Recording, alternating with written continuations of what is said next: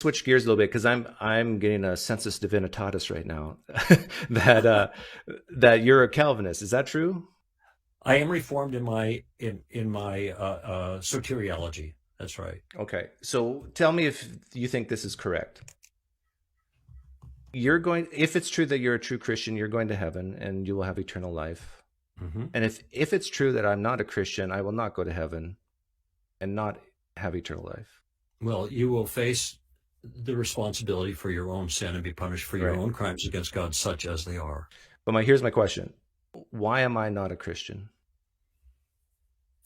Well, I think the simple reason why you're not a Christian is because you want to stay where you're at. That is your desire, and so you are not. You're happy and satisfied to reject God for whatever reasons that you can offer, and maybe you think the reasons are consistent with good Can I thinking. choose to change? Of course, I did the same. Okay. So, from God's perspective, before I was born, did God elect me to be a Christian or a non-Christian? Well, before you were born, God knows what everybody's going to do, and He knows that on their own, naturally, they are going to go their own way. Okay, so So now I'm just I'm going doing to what finish I'm this. programmed to do, right? No, you're not programmed to do it. That's not the way I would characterize it. You are doing the things that you want to do that are completely characteristic to your nature, and this is something you're But do I consciously choose my aware of. nature? No, of course, nobody chooses their Right. nature. So I'm just doing You, what you my would have to have nature. a you would have to have a nature to choose a nature. Okay. Right. You So you are someone born into the circumstance and you're doing exactly what you desire to do so and pursue your. how do I change that? Because you're saying I'm just doing my That's right. nature. How do I Yeah. change And that? well, the part of the nature that is relevant in this particular point is the part of the nature that rejects God and you can do all kinds of good things from your nature that are have a merit to them and are virtuous and all kinds of things like that. I'm not disregarding that kind of thing. But ultimately, when it comes to bending your knee towards God, your attitude is one that you do not want God and you want yourself. And I a lot of times I think this attitude is it's called a dispositional belief. It's down deep here. You're not all aware of, but it's the same way I was when I was saying everything was morally relative. There were no absolutes in morality. This justified my own behavior. Okay, I could do whatever I wanted, but I was also hang on, marching Greg. against the war at Vietnam. So I'm describing an internal attitude of rebellion.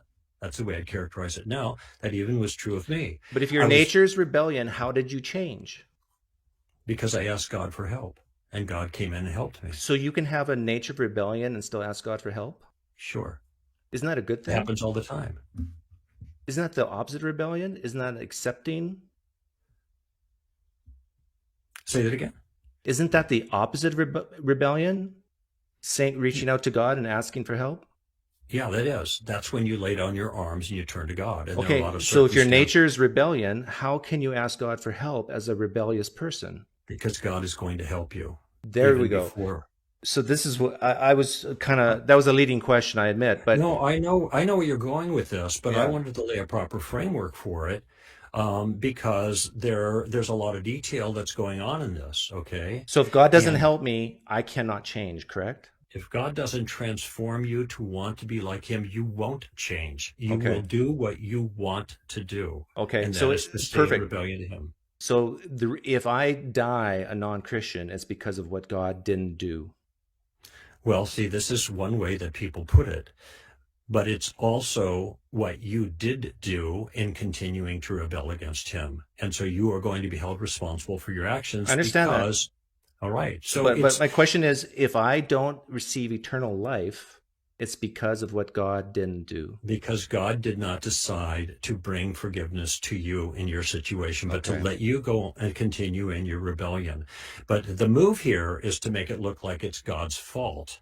The fact is, everybody is lost and God is saving some.